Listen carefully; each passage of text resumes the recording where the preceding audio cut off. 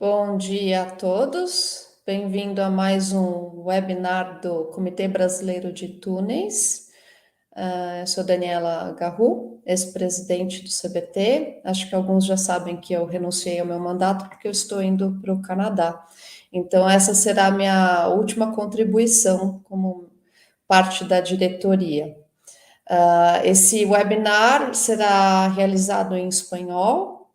Então, após essas palavras, eu vou mudar para o espanhol, mas acredito que a maioria de vocês poderá entender. E lembrando a todos, não deixem de seguir o nosso canal, dar o like no vídeo, compartilhar depois, seguir as nossas mídias sociais, no LinkedIn, no Facebook, no Instagram, porque lá vocês podem acompanhar todos os eventos do CBT. Ok, ya, no es en inglés, en español ahora. Bueno, bienvenidos a todos. Espero que tengamos colegas de la Latinoamérica o de España que puedan acompañar este webinar que será hecho en español. Bueno, hoy día tenemos Cristian de Santos con nosotros de SALC. Va a hablar sobre una herramienta llamada Darwin, Connecting and Analyzing Data to Reduce Geotechnical Uncertainty. Entonces lo voy a presentar al Cristian, que es máster en ingeniería geotécnica, es doctor en mecánica del suelo por la Universidad Politécnica de Cataluña en 2015 y es CEO y cofundador de SALC Geomechanics.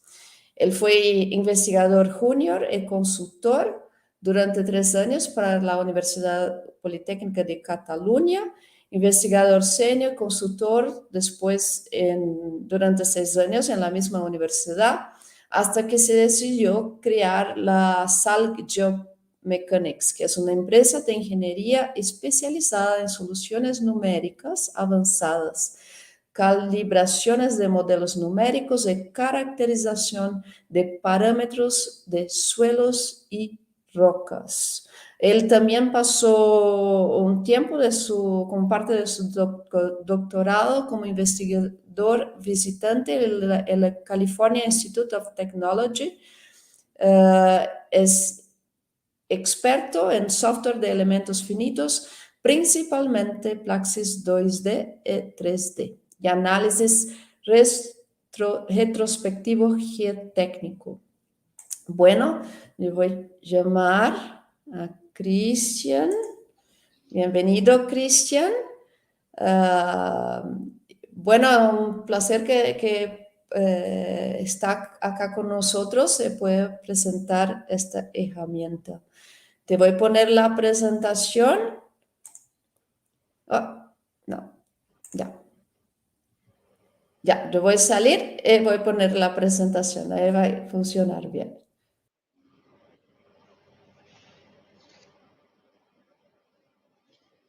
Perfecto, pues primero de todo, muy buenos días a todo el mundo y me gustaría de todo también empezar con un agradecimiento por la oportunidad de estar aquí hoy presentando parte del trabajo que hacemos en SALC Geomechanics con el objetivo de reducir la incertidumbre geotécnica a partir de la conexión entre modelos numéricos y datos de instrumentación.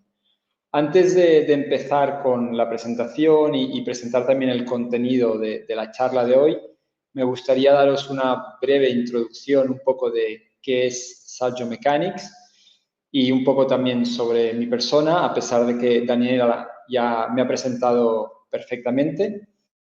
Así que la primera la pasaré, donde básicamente se ha comentado mi background. Soy ingeniero geólogo. Después también hice un doctorado en Ingeniería del Terreno y a finales de 2016 con Ignasi Aligué, que es el otro cofundador de SALC Geomechanics, constituimos la compañía un poco con el objetivo de crear un puente entre la universidad y la industria. SALC Geomechanics es una startup con sede en Barcelona, en España, especializada en software geotécnico con el objetivo de reducir la incertidumbre geotécnica o, más bien dicho, en intentar predecir el comportamiento del terreno. A pesar de que somos una empresa pequeña, actualmente somos alrededor de 20 personas, mayoritariamente ingenieros geotécnicos, pero también desarrolladores de software, contamos con el apoyo de grandes agentes del sector de la construcción, como son la ingeniería inglesa Mott MacDonald, la multinacional de cemento Cemex y recientemente también se ha unido a nuestro equipo la constructora española Acciona.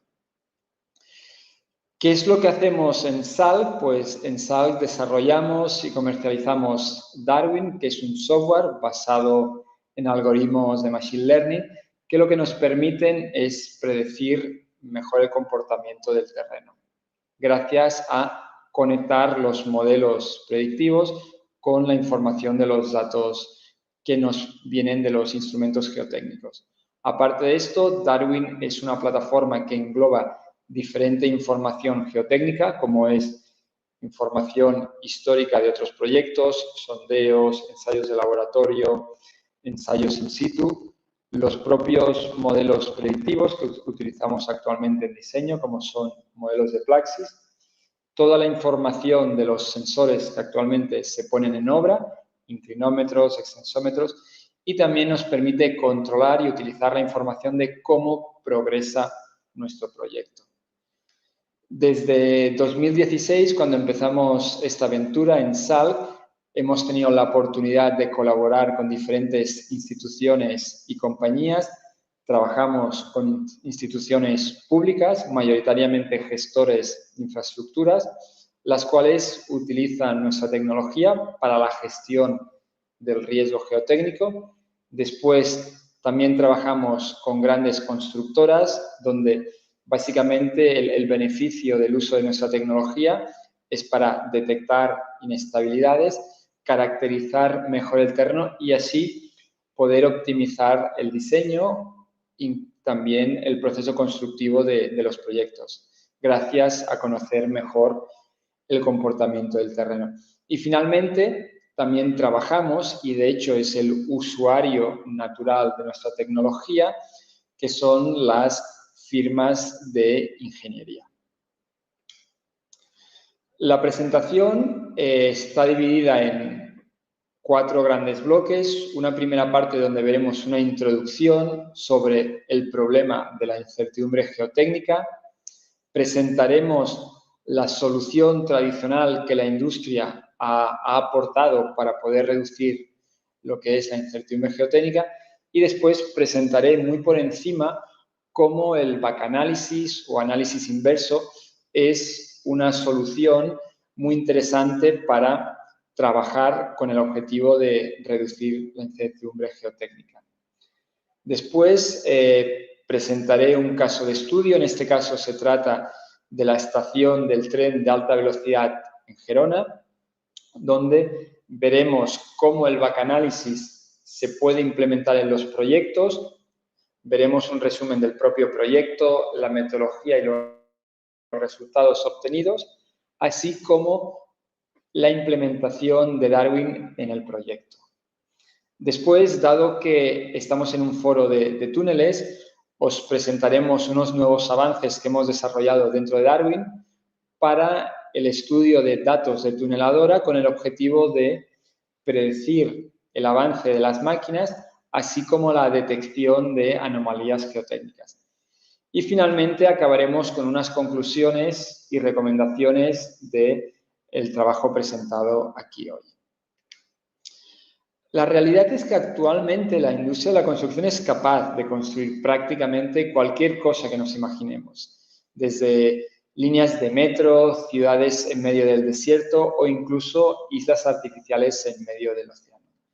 Sin embargo, la mayoría de esos grandes proyectos de infraestructura o pierden dinero o pagamos demasiado por ellos, tanto desde el punto de vista medioambiental como desde el punto de vista financiero. Y en gran medida eso se debe a la incertidumbre geotécnica. Al final del día, todo se construye o en el terreno o dentro del terreno.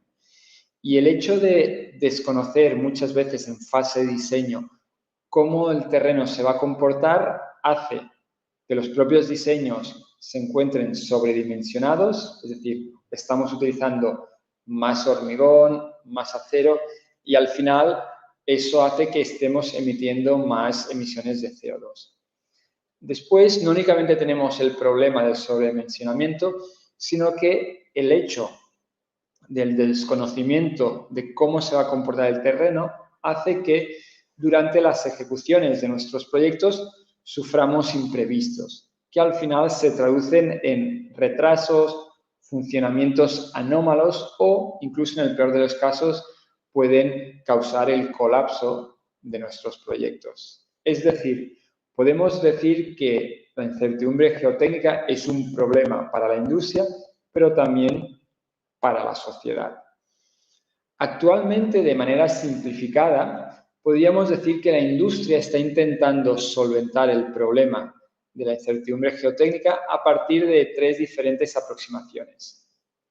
La primera sería a partir de aumentar las campañas geotécnicas en fase de prediseño o diseño, es decir, más ensayos in situ, más ensayos de laboratorio, con el objetivo de caracterizar mejor las propiedades del terreno. Después, en fase de diseño, una de las cosas que estamos haciendo en los últimos 10 o 20 años es el uso de herramientas numéricas para la predicción del comportamiento. Gracias a herramientas como Plaxis, Midas o FLAG, actualmente podemos trabajar y definir geometrías muy complejas. Tenemos muchas opciones sobre qué modelos constitutivos utilizar y después podemos representar muchos fenómenos físicos dentro de estos softwares. Finalmente, otra de las cosas que se están haciendo de cara a la reducción de la incertidumbre geotécnica es la de instalar sensores en nuestras obras para monitorizar y reducir la incertidumbre geotécnica a partir de ir midiendo la respuesta real del terreno. Sin embargo, si vemos todo el ciclo de un proyecto, podemos decir que actualmente seguimos empezando nuestros proyectos con una información escasa. Eso hace que en muchos de los casos, cuando estamos utilizando las herramientas numéricas, estemos utilizando parámetros un poco no realistas o muchas veces demasiado conservadores. Y sí que es cierto que medimos mucho, pero no estamos analizando de manera proactiva los datos que nos vienen de la instrumentación. Y únicamente lo que hacemos, si somos afortunados, es comparar los datos de la instrumentación con los valores de alerta que muchas veces se definen en diseño. Es decir, hay una especie de desconexión entre nuestros diseños y la realidad. Un poco con el objetivo de conectar estos dos mundos, el diseño y la realidad, representada con los sensores geotécnicos, se puede utilizar el backanálisis, donde el concepto del backanálisis básicamente es comparar datos de la respuesta real del terreno, en este caso a partir de datos de instrumentación, con los resultados que nos provienen de un modelo matemático, como podría ser un modelo de Plaxis. Esta comparación entre la realidad y el diseño se hace a partir del cálculo del error entre la predicción y la medida. Estos errores se pueden calcular con funciones tan simples como la que estáis viendo aquí, de mínimos cuadrados, o se pueden empezar a utilizar funciones más sofisticadas que pueden tener en cuenta la calidad de distintos tipos de medida o incluso de distintas fuentes. Sin embargo, podemos decir que el concepto del backanálisis se reduce a encontrar el cero de esta función que estáis viendo aquí. Básicamente, vamos ajustando los parámetros del modelo hasta que el modelo captura el comportamiento que estamos midiendo con los sensores.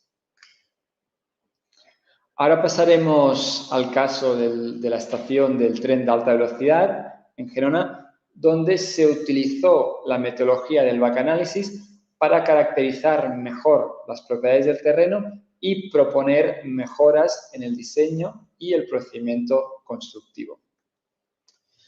Para los que no conozcáis Gerona, Gerona es una población que se encuentra localizada a unos 80 kilómetros al norte de Barcelona, en España. Se trata de una localidad con una población de prácticamente más de 100.000 habitantes.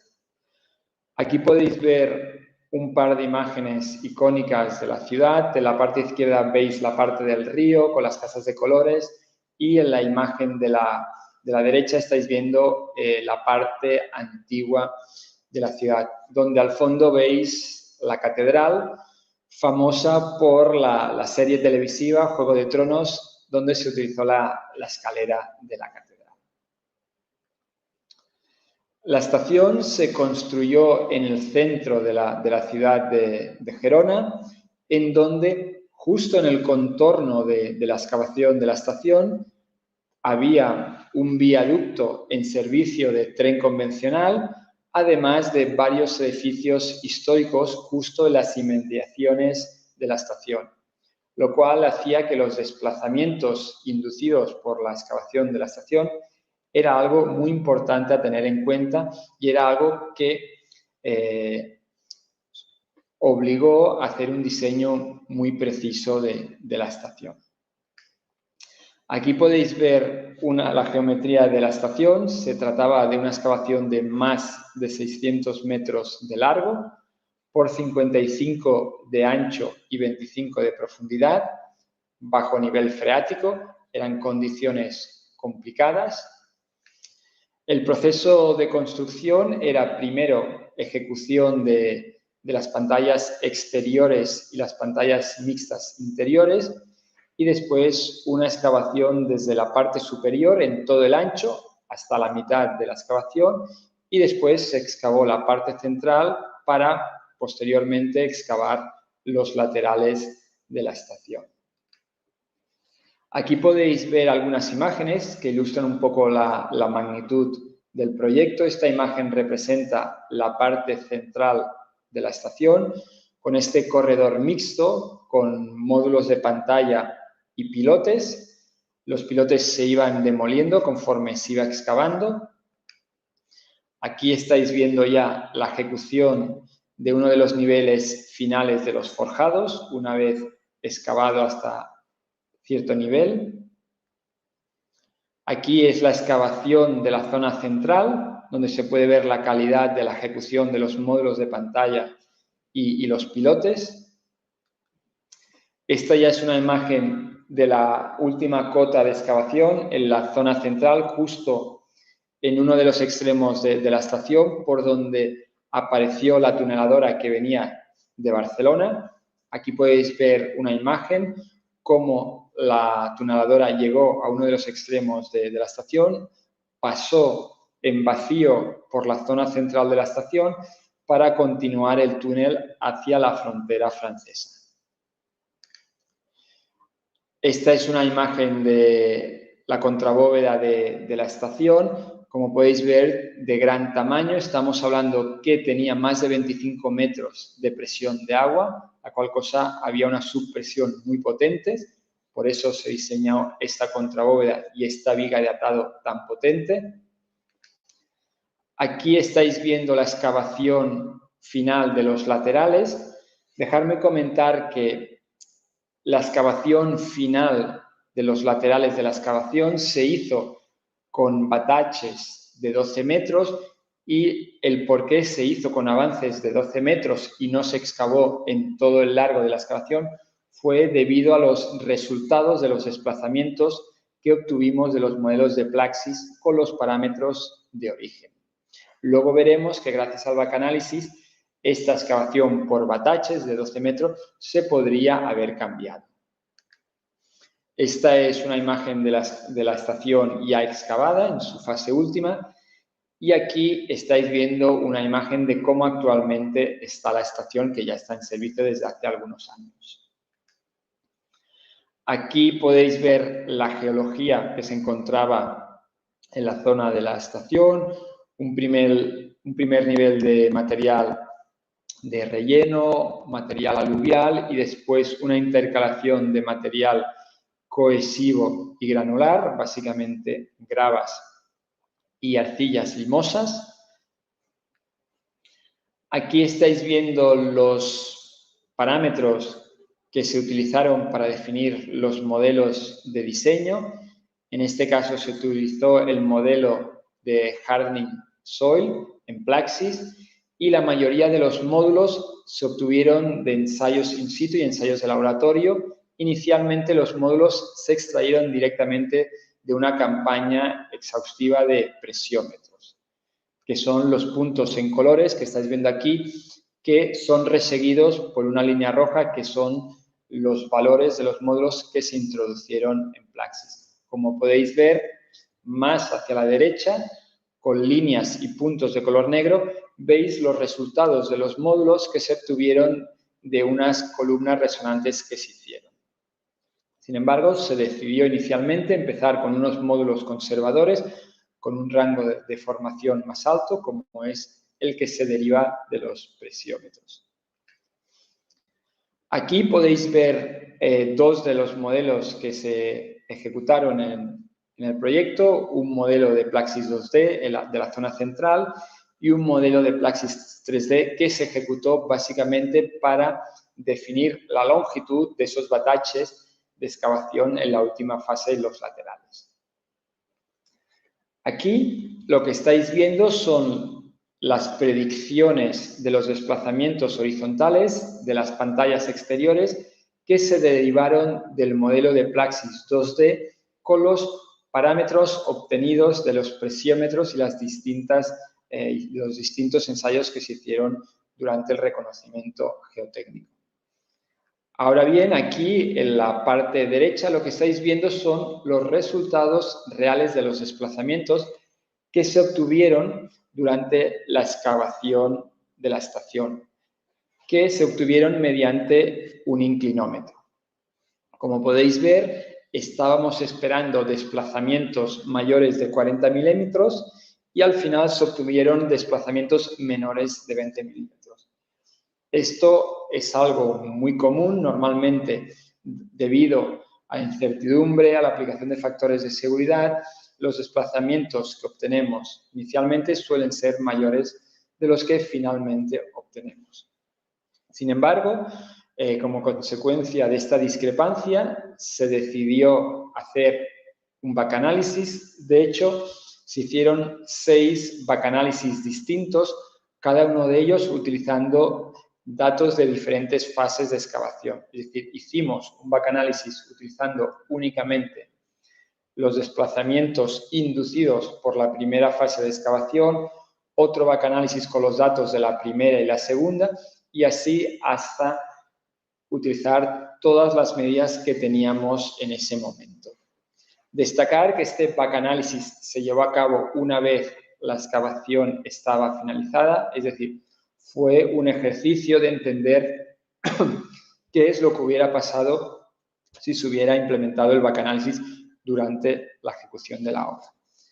En este caso, se determinó que los parámetros más influyentes en el comportamiento de esas pantallas eran los módulos de rigidez del terreno y así se hizo. Se intentaron calibrar los distintos módulos que definen el Hardening Soil Model. Aquí, estáis viendo el ajuste que obtuvimos al final de cada backanálisis, es decir, un backanálisis únicamente con las medidas de la primera fase, las medidas de la primera y de la segunda, así hasta el final. Y como podéis comprobar, vemos que ya desde el principio, con el primer backanálisis, con las medidas únicamente de la primera fase de excavación, podemos ver que el ajuste entre el modelo y la instrumentación es muy buena. Pero lo que es más interesante es que si nos fijamos en el gráfico de la parte inferior, donde estamos viendo la evolución de los parámetros que obtuvimos al final de cada backanálisis, lo que vemos es que los parámetros que obtuvimos con todos estos backanálisis nos dieron parámetros muy similares, lo cual nos da confianza que si hubiéramos calibrado el modelo al inicio del proyecto, podríamos haber mejorado y optimizado el proyecto. Esto es muy importante de comprobar, que cada vez que tenemos datos para calibrar el modelo, los parámetros que obtengamos sean similares a los parámetros que hemos obtenido en backanalysis anteriores. Si cada vez que añadimos datos al backanalysis obtenemos diferentes valores de parámetros, lo que nos está diciendo es que el problema no tiene unicidad y que diferentes combinaciones de parámetros nos dan la misma respuesta del modelo. Y eso es un problema. En este caso del backanalysis se pudo ver que la rigidez del terreno era 5 veces más rígido de lo que se había obtenido de los presiómetros. Si esos resultados los graficábamos de nuevo con los módulos que obtuvimos de los diferentes ensayos, lo que vemos es que de los resultados del backanalysis, los valores que obtuvimos eran mucho más próximos a los valores que obtuvimos de las columnas resonantes, que al final son módulos que se derivan de ensayos en pequeñas deformaciones, la cual cosa refleja que nuestra excavación con desplazamientos pequeños era más realista haber utilizado los módulos más altos que derivaban de las columnas resonantes. En este caso, el hecho de haber tenido un modelo bacanalizado al inicio de la obra, que es lo que estáis viendo en la derecha, a diferencia de lo que realmente tuvimos al inicio del proyecto, que es lo que estáis viendo en la izquierda, hubiera permitido haber excavado esos bataches de 12 metros directamente de golpe en toda la longitud de los 600 metros. Y en particular, en ese proyecto, esto hubiera causado un ahorro de más de 2 millones de euros, básicamente por el tiempo implementado y los diferentes procesos constructivos que se pudieran haber evitado. Ahora bien, ¿cómo esta metodología de calibración se puede implementar en un proyecto durante la ejecución de manera ágil y rápida que nos permita tomar medidas y cambiar el diseño? Y esto es gracias a Darwin, que es nuestro software, que es una plataforma web que centraliza toda esta información y nos permite calibrar de manera pseudoautomática los modelos de Plaxis. Así pues, lo primero que hay que hacer es loginarse dentro de Darwin.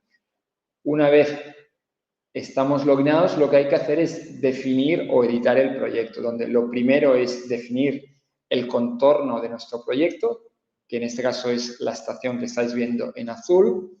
Además, debemos y podemos definir diferentes subzonas del proyecto para poder después definir qué cosas suceden cada día en las diferentes zonas del proyecto.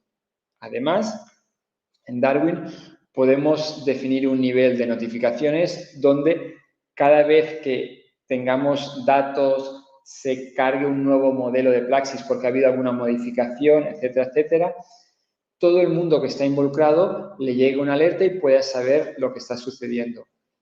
Al final, en la mayoría de los casos, cuando estamos haciendo un backanalysis o una calibración de un modelo, la mayoría del tiempo lo invertimos en saber qué está sucediendo cada vez que tenemos datos.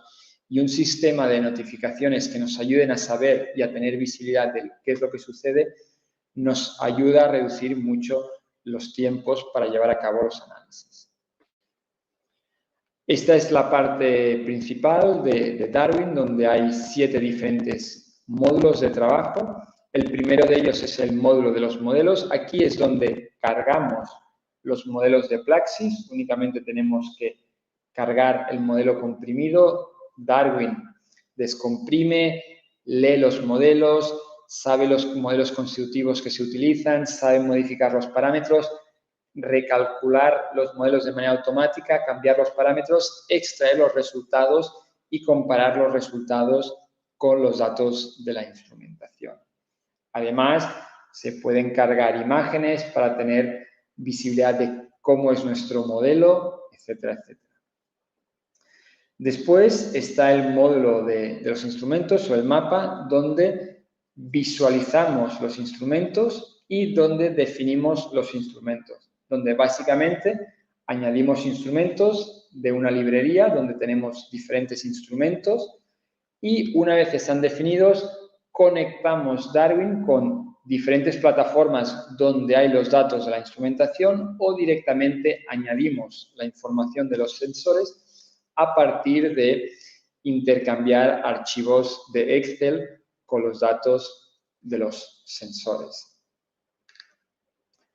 Después, uno de los módulos importantes de Darwin, y como comentaba antes, muchas veces una de las cosas más complicadas es saber que el día que teníamos datos, cómo estaba la obra y si esa situación puede ser comparable con una de las fases de cálculo del modelo. Al final, en la realidad, cada día pasan muchas cosas y un modelo de elementos finitos no deja de ser una simplificación de la realidad. En Darwin, básicamente, definimos diferentes fases, actividades, qué está sucediendo en cada zona en función de las fechas, además de poder añadir comentarios, fotografías. Básicamente es nuestro visualizador de cómo se encuentra la obra y también nuestra película de todo lo que se ha ido haciendo durante la vida del proyecto. Así pues, si en algún momento en el futuro hubiera un problema, se podría ir a Darwin y ver cómo se ejecutó el proyecto y cómo estaba la obra el día que teníamos medidas. Después, una de las cosas que podemos hacer en Darwin, una vez tenemos nuestro modelo de diseño, tenemos la plataforma conectada con los datos, es comparar lo que dice nuestro modelo de origen con los datos de la instrumentación. Y aquí, como antes he presentado, podéis ver cómo habíamos predicho desplazamientos de más de 40 milímetros, que son esas líneas gruesas de distintos colores, respecto a los datos reales que se obtuvieron del inclinómetro con valores inferiores a 20 milímetros, que son esas líneas más finas con diferentes colores y unos puntos. Así pues, lo primero que podemos hacer es, en tiempo real, ir comparando la respuesta real del terreno que nos viene de los sensores con la predicción del modelo de Plaxis. En el caso que encontremos una discrepancia, es cuando podemos decidir calibrar el modelo. Sin embargo, la mayoría de los casos, antes de intentar hacer un backanálisis y ajustar los valores de diferentes parámetros, muchas veces una de las preguntas más difíciles de responder es ¿qué parámetros tienen mayor influencia en tu modelo? Es por eso que en Darwin tenemos la opción de hacer un análisis de sensibilidad, que no deja de ser un análisis paramétrico, donde podemos ver la variación de la respuesta del modelo en función de ir variando parámetros geotécnicos y estructurales. Para hacer un análisis de sensibilidad en Darwin, lo primero que hacemos es seleccionar un modelo, vamos añadiendo todos esos parámetros con los que queremos jugar, añadimos un valor mínimo, un valor máximo y un valor incremental, es decir, vamos a calcular cientos de modelos de Plaxis de manera automática y después lo que vamos a hacer es seleccionar el tipo de respuesta que queremos ver del modelo. Podemos seleccionar puntos en concretos del modelo en términos de desplazamientos, tensiones, presiones de agua o directamente seleccionar la respuesta de elementos estructurales o instrumentos que hayan sido correlacionados con el modelo. Los tipos de resultados que se ven de un análisis de sensibilidad en Darwin son de este tipo. Lo primero que podríais ver es para un modelo seleccionado y cualquiera de sus fases de cálculo, podríamos ver la variabilidad de la respuesta del modelo. Aquí lo que estáis viendo es cómo varían los desplazamientos horizontales de una de las pantallas de la excavación en función de ir variando los módulos, la cohesión y el ángulo de rozamiento de los diferentes niveles geológicos. Aparte de ver los resultados con estas curvas, en donde puedes seleccionar y deseleccionar diferentes elementos para visualizar qué tiene mayor influencia, en Darwin también tienes la posibilidad de visualizar estos resultados a partir de un gráfico donde lo que vemos es un índice de sensibilidad. De manera muy sencilla podemos ver que La barra de color naranja de la parte superior, que corresponde al módulo de uno de los materiales, es el parámetro que mayor influencia tiene respecto a una métrica concreta de desplazamiento horizontal en la pantalla. No únicamente podemos ver la influencia de los parámetros en términos globales durante todo el cálculo, sino que también lo podemos ver fase a fase, es decir, no únicamente podemos saber qué parámetros son más influyentes, sino que también podemos ver cuándo estos parámetros tienen mayor influencia. Es decir, podemos ver cómo el módulo de una de las capas más profundas se hace más influyente conforme vamos excavando, la cual cosa nos permite saber en qué momento podemos calibrar diferentes parámetros. Una vez hemos determinado qué parámetros tienen mayor influencia, es cuando vamos a definir un bacanalysis en Darwin. En este caso, del análisis de sensibilidad, se vio que los parámetros más influyentes eran los módulos de los materiales. En este caso, debido a que utilizamos el modelo constructivo de Hardening Soil Model, se decidió calibrar el E50, el módulo de carga y descarga y asociarlo también con el módulo edométrico. En este caso, en vez de seleccionar un output, tenemos que seleccionar los instrumentos y los datos de los instrumentos que queremos utilizar para llevar a cabo el bacanalysis. Podemos utilizar todos los datos que tenemos accesibles o podemos seleccionar únicamente datos de días concretos, de instrumentos concretos que nosotros consideramos que son mejores. Una vez definimos el bacanalysis, le damos al botón de calcular y empezamos a calcular miles de modelos de Plaxis en la nube utilizando nuestros algoritmos de Machine Learning. Es decir, una vez subes tu modelo de Plaxis en Darwin, liberas tu licencia de Plaxis y empezamos a calcular con nuestras licencias de Plaxis. Los resultados que obtenemos, primero es una tabla con los parámetros de diseño, los valores de los parámetros óptimos que se han obtenido del bacanalysis, además de la desviación de cada parámetro calibrado, para que veáis un poco la magnitud del análisis que nos permite hacer Darwin. Debido a la definición de qué parámetros intentamos calibrar su valor mínimo, máximo e incremental, definimos un número de combinaciones prácticamente de 40.000 millones de combinaciones, es decir, 40.000 millones de modelos de Plaxis. Por supuesto, no calculamos millones de modelos de Plaxis, pero en este caso concreto, en menos de 6 horas, calculamos más de 5.000 modelos de Plaxis. El resultado que obtuvimos, por supuesto, es un modelo mucho más ajustado a lo que estábamos obteniendo con el modelo de diseño, que lo habéis visto anteriormente, y los resultados que estáis viendo aquí son exclusivamente los resultados del bacanalysis utilizando únicamente los valores que se obtuvieron de los instrumentos durante la excavación del primer nivel. Además, Darwin no únicamente te permite ver el modelo calibrado, sino que además te permite visualizar todos los modelos que se han calculado y también filtrar los modelos que tú quieres visualizar. Y eso al final no únicamente te permite predecir qué es lo que va a suceder, sino además te da una idea de la calidad de las diferentes predicciones que se pueden obtener en fases todavía no ejecutadas. Finalmente voy a pasar por las nuevas funcionalidades que estamos desarrollando conjuntamente con Acciona para el caso de tuneladoras, que es un módulo nuevo en Darwin. Permitirme que no puedo entrar en mucho detalle sobre las cosas que estamos haciendo por confidencialidad, pero creo que tendréis una muy buena idea en lo que estamos trabajando actualmente. Destacar, y esto es un hecho, que actualmente se están haciendo muchos kilómetros de túnel con tuneladora. De hecho, desde 2012 se están haciendo más de 1.000 kilómetros de túnel con tuneladora cada año.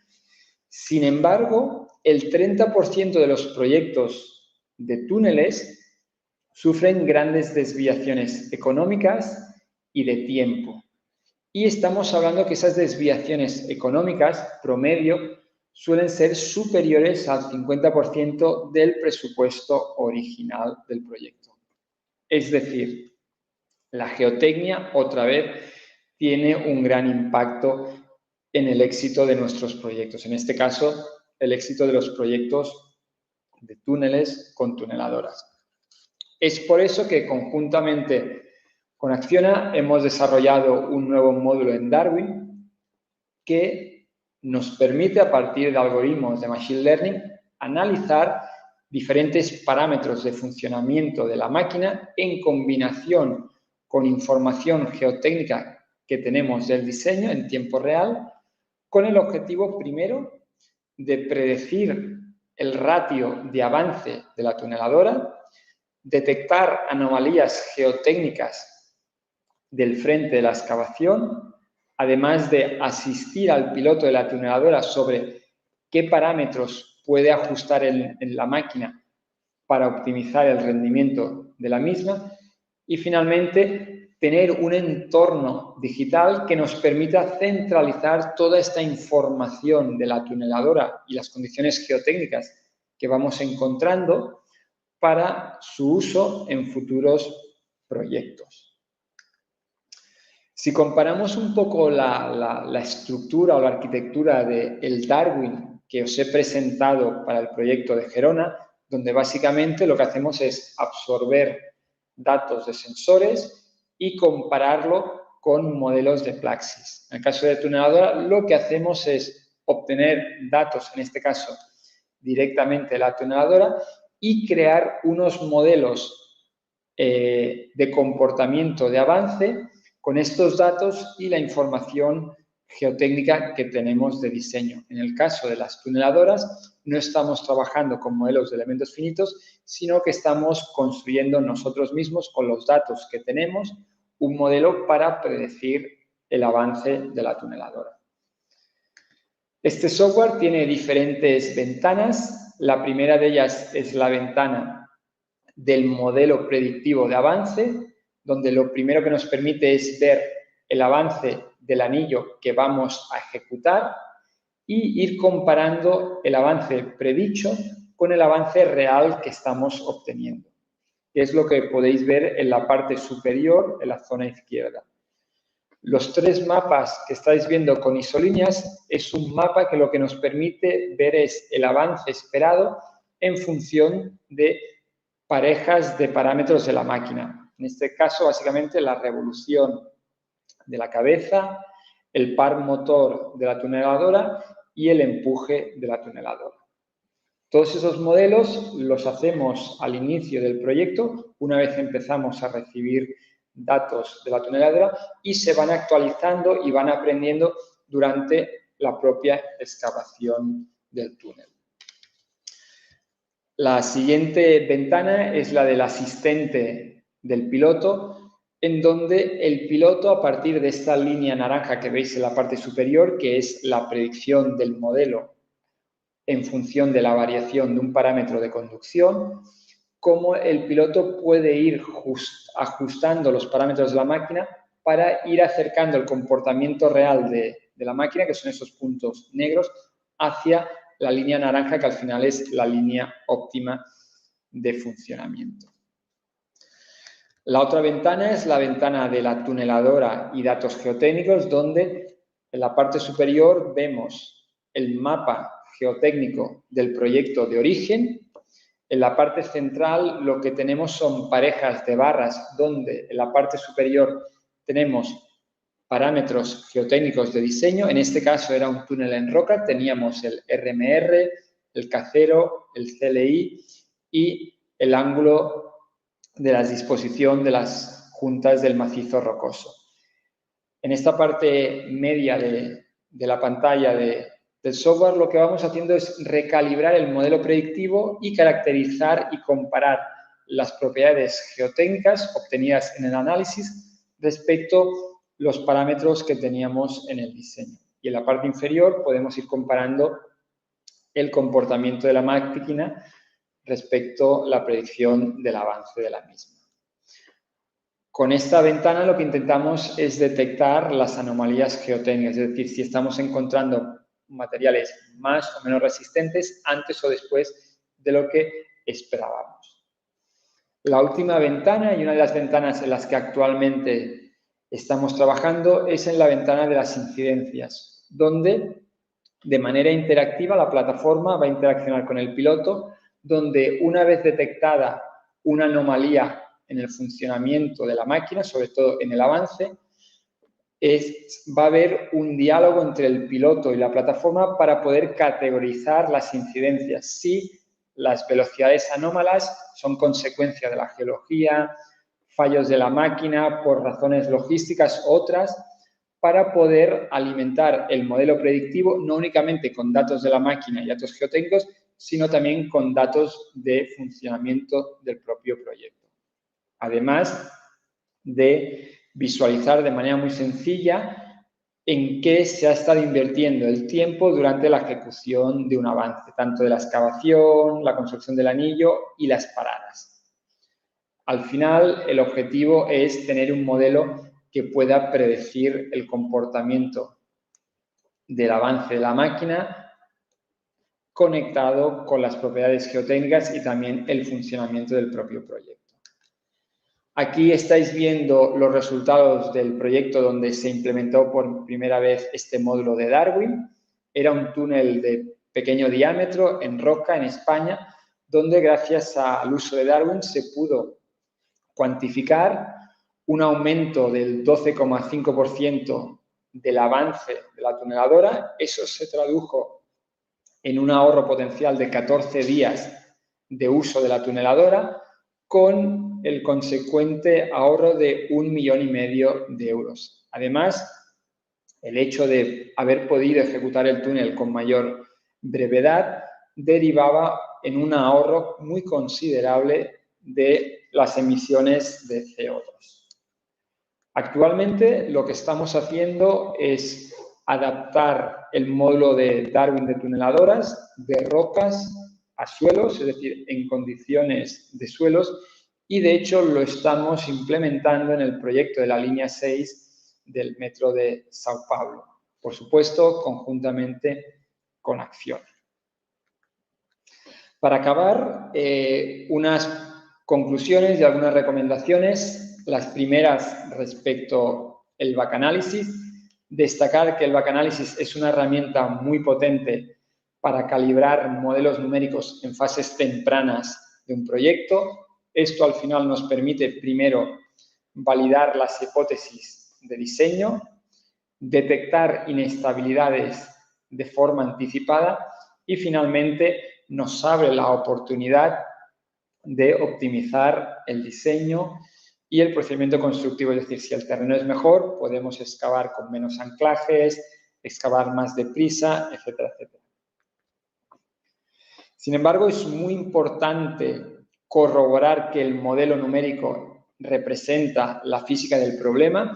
Al final, cuando utilizamos el backanálisis, estamos suponiendo que el modelo es perfecto, la cual cosa no es cierta, y después que los datos tienen suficiente información e información de calidad, lo cual tampoco es cierto. Es decir, nosotros asumimos que toda la discrepancia entre la realidad y el diseño se debe a los parámetros geotécnicos. Entonces, es muy importante corroborar que el modelo realmente se ajusta a la física del problema. Después, los datos. Importante corroborar y chequear que los datos de la instrumentación son consistentes, son de calidad y que no tienen grandes errores. Al final, si utilizamos un modelo malo, utilizamos datos malos, Darwin calibrará el modelo, te dará unos parámetros geotécnicos, pero la solución posiblemente no tendrá sentido geotécnico. Después, también Darwin te permite tener esa visión clara y global de qué está sucediendo en la obra y saber que cada día que tienes datos, cómo se encontraba la obra y si esa situación es comparable con alguna de las fases del modelo. Y muchas veces ahí es donde invertimos más tiempo a la hora de hacer un backanálisis, sobre todo un backanálisis forénsico. En Darwin, como vamos nutriendo la plataforma en tiempo real, toda esa información está ordenada y centralizada, la cual cosa nos permite hacer calibraciones en tiempos muy cortos. Finalmente, otra de las cosas que hay que destacar es que la tecnología está muy bien, los modelos están muy bien y medir mucho está muy bien, pero que la implementación efectiva de esas metodologías para optimizar el diseño o el procedimiento constructivo es imposible si todos los agentes del proyecto, es decir, el propietario, el constructor y el diseñador, no tienen una voluntad de hacerlo y que el beneficio y la responsabilidad de implementar estas metodologías se repartan entre todos. Para acabar, respecto a las nuevas funcionalidades de las tuneladoras, destacar que realmente si utilizamos de manera proactiva los datos que obtenemos de las tuneladoras, podemos llegar a caracterizar mucho mejor las condiciones geotécnicas que pueden ser utilizadas también en futuros proyectos. Al final podemos entender que una tuneladora no deja de ser un gran sondeo horizontal con muchísima información. Después, también ha quedado claro que es muy importante conectar el análisis con diferentes fuentes de datos, datos de la tuneladora, datos del proceso constructivo, así como datos geotécnicos. Contra más información introduzcamos en el modelo, mejor será la predicción. Y para acabar, este análisis proactivo en tiempo real claramente es el primer paso hacia las tuneladoras autónomas. Y en principio eso es todo lo que os queríamos presentar hoy, así que muchísimas gracias y cualquier pregunta que tengáis haré lo posible para responderlas. Muchas gracias. Muchas gracias, Cristian. Yo tengo muchas preguntas. Muy buena presentación. Muy interesante la herramienta. Yo no lo conocía. Muy interesante. Bueno, todavía no tenemos ninguna pregunta en el chat. Si hay alguien que quiera hacer una pregunta, puede ser en portugués, en inglés, yo lo puedo traducir. Si no, yo tengo unas preguntas. Bien. ¿Cómo es la interfase con BIM, Building Information Modeling? ¿Lo han hecho? ¿Se está aplicando en los proyectos? Vale, a ver, Darwin y BIM, hay gente que dice que Darwin puede ser un cierto nivel de BIM. Para nosotros, el BIM o un modelo de BIM es puramente un modelo geométrico, complejo, que representa la realidad en un mundo digital. Para nosotros, Darwin a día de hoy no es un BIM como tal, pero sí que vemos en un futuro próximo una conexión directa entre Darwin y BIM de la siguiente manera. Como os he presentado, todo lo que es la evolución de la obra en Darwin se ve con tablas donde hay actividades, tareas, fases constructivas. Queremos que en el futuro ahí lo que se vea es un modelo BIM que en función de la fecha que tú quieres utilizar para análisis, verías cómo se encuentra la obra dentro de un entorno BIM. Pero eso es lo que yo considero que estamos o que podemos llegar a estar conectados con el BIM. Sí, o por ejemplo, mientras está haciendo la obra, se lo puede clicar en tu modelo BIM, te puede llevar al Darwin, por ejemplo, algo así. Es decir, actualmente no somos compatibles con modelos BIM. Eso es importante, si es posible ser compatible o no. Y si no es compatible, si hay una idea para hacerlo. Ok, actualmente no lo somos, es decir, si tuvieras tu licencia de Darwin no podrías subir un modelo de BIM. Nuestra idea es que en el futuro, no te puedo dar fecha, nos gustaría que el módulo de las fases constructivas fuese un entorno de un modelo de BIM. Pero actualmente lo que absorbe Darwin son modelos de Plaxis 2D Plaxis 3D y datos de instrumentación. Y todo lo que es la obra son con tablas, imágenes y comentarios. Ya, bueno. Entonces ahí vamos. Entonces la entrada son Plaxis, son los modelos y entonces la instrumentación.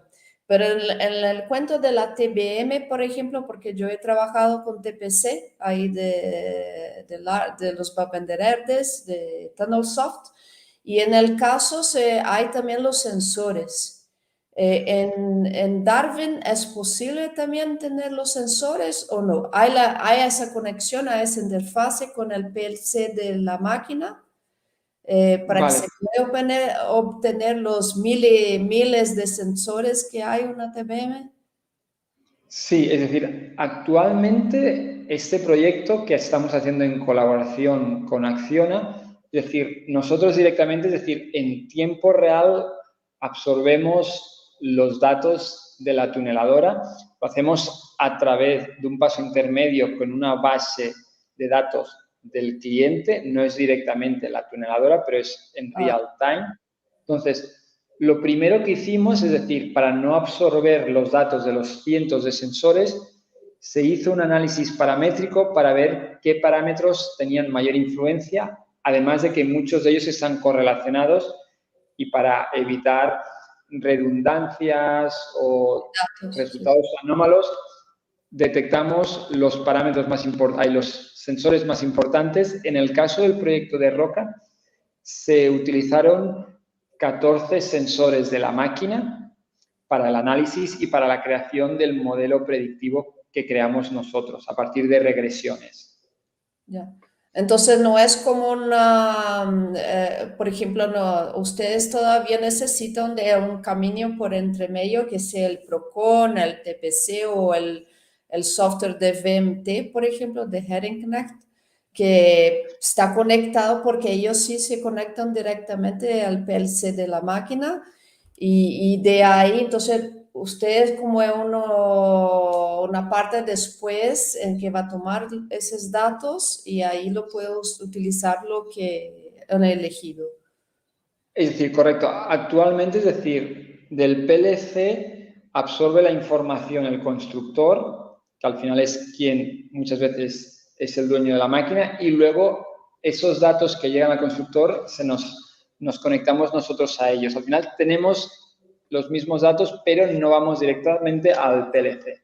Sí, pero ¿es posible o tienen idea de hacerlo en el futuro, por ejemplo? Esto sería posible siempre y cuando el fabricante de la máquina tuviera el deseo en hacerlo y no pusiera, es decir, no hay ningún problema. Tecnológicamente para nosotros no es una limitación.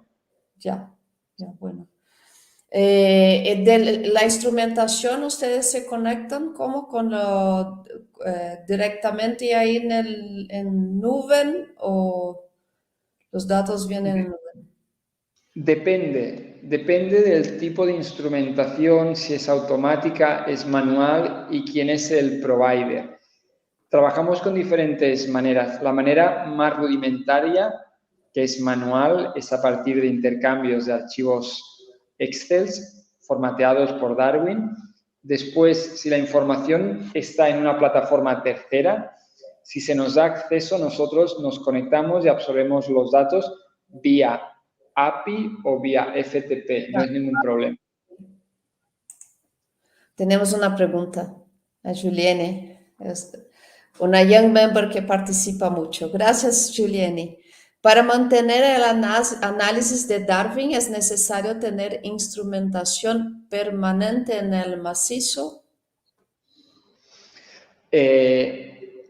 Para hacer el backanálisis te hacen falta los datos que tú necesites para hacer la calibración, pero para el uso de Darwin tú no tienes por qué necesitar datos de la instrumentación, porque hay varias cosas que puedes hacer, desde los análisis de sensibilidad que no requieren de instrumentos o la gestión de cómo va la obra, incluso sin tener instrumentos, únicamente tu modelo y qué es lo que sucede.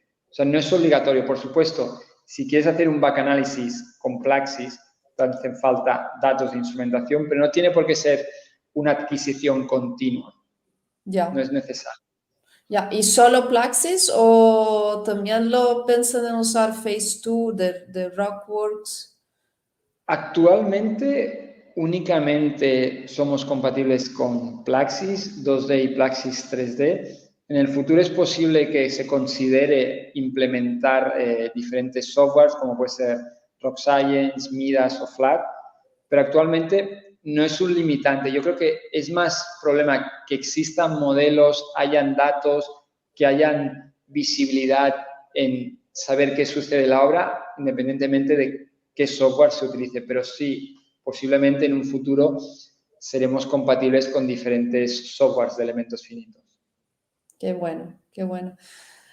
Bien, ya estamos en 1 hora. Yo creo que no hay nadie más con preguntas, pero si quieren contactar a Salk, tienen un website, ¿cierto? Lo pueden escribir, entrar en contacto con Cristian para hacerles más preguntas o pueden dejar en el video, que el video se está ahí todo el tiempo. Tenemos una pregunta. Ya se... Más preguntas es el momento, si no, lo voy a encerrar. Entonces, Denis también, muy participante acá en el CBT. ¿Con qué frecuencia son implementados los datos geotécnicos en el programa? Apenas para experiencia de referencias, creo. Los datos geotécnicos, disculpa, ¿en la parte convencional del backanalysis con Plaxis o en la parte de tuneladora? Bueno, con los dos. Con Plaxis, así que lo va teniendo, ¿cierto? Va excavando. Sí, en el caso de hacer el backanalysis con Plaxis, lo que necesitamos son datos en situaciones temporales donde la realidad es comparable con el modelo de Plaxis. Si Plaxis tiene 5 fases de cálculo, como mucho podremos utilizar datos de 5 situaciones distintas. Entonces, depende de cómo de refinado hagamos el modelo y cuántas fases definimos, pero no hay un mínimo de datos. Contra más, mejor.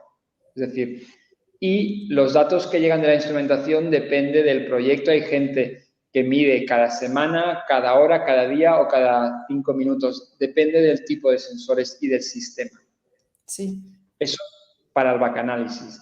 Pero básicamente únicamente podemos calibrar si la situación de la obra es comparable con una de las fases del modelo. Es decir, si estamos excavando y eso no está estable y no equivale a la geometría que tiene alguna de las fases del modelo, esos datos no deberían ser utilizados para hacer el backanalysis. En el caso de la tuneladora, si no me falla la memoria, estamos obteniendo datos de la máquina cada 5 segundos. Depende, 1 o 3. 3 es el normal, cada 3 segundos. Es el normal. Pues, el más si no recuerdo usual. mal, estaban alrededor de los 5 y luego con esa información nosotros solemos calibrar el modelo cada 5 minutos y ajustamos los parámetros geotécnicos que derivamos del backanalysis del modelo que hemos creado con una regresión. Ya. Bueno, muy interesante. Ok, yo creo que no tenemos más preguntas. Yo creo que tenemos mucha gente para el lunes, en el principio de la semana, así que felicitaciones. Yo creo que ha sido un suceso por ser el principio de la semana, en la hora del almuerzo acá en Brasil. Para Cristian ya está de tarde, ¿no? En Barcelona. Y Final yo de la estoy tarde. casi acabando el día. Sí. Bueno, muchas gracias en nombre de CBT. Espero que vuelva ahí más veces, quizá con nuevas herramientas también. Espero que venga a visitar Brasil ahí, Línea 6. Entre en contacto con CBT, quizá podemos hacer algún evento en vivo para todos, porque es una herramienta muy interesante. Estupendo, sería un placer. Muchísimas gracias, Daniela, por tu tiempo y tu esfuerzo en preparar todo esto con la gente del Comité Brasilero de Túneles. Muy bien. Antes de terminar, recordar a todos para que den like en el vídeo, sigan nuestro canal. Tenemos más webinars en el futuro, dos de brasileños en Australia y también uno más que ya me olvidé. Todos están diciendo gracias. Bueno, acá me despezo de todos. Espero verlos en 2026 en Canadá, en Montreal, para el WTC 2026. Chao, muchas gracias. Boa tarde a todos.